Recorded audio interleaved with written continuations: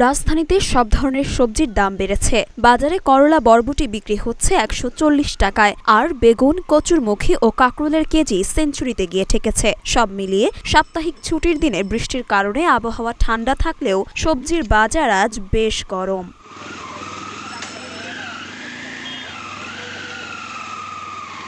রাজধানীর সবজির বাজারে যেন রীতিমতো আগুন। সবকিছুর দাম বেড়েছে ধারণারও বাইরে। টমেটো প্রতি কেজি ২০০, পেঁপে বিক্রি হচ্ছে ৬০ টাকা। এছাড়া বেগুন, কচুরলতি ১০০ এবং কাঁচামরিচ কিনতে খরচ ৩২০ টাকা। বাজার করতে আসা ক্রেতারা রীতিমতো অবাক দামের এমন দশা দেখে। ক্ষোভও ঝাড়লেন কয়েকজন। ক্ষুব্ধ ক্রেতাদের প্রশ্ন, বাজার মনিটরিং করাটা যাদের দায়িত্ব তারা আসলে কি করছেন?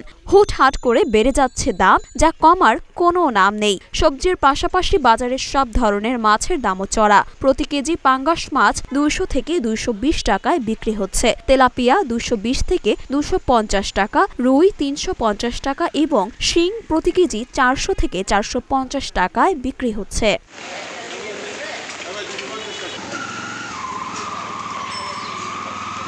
মরিয়ম মিম, ঢাকা পোস্ট।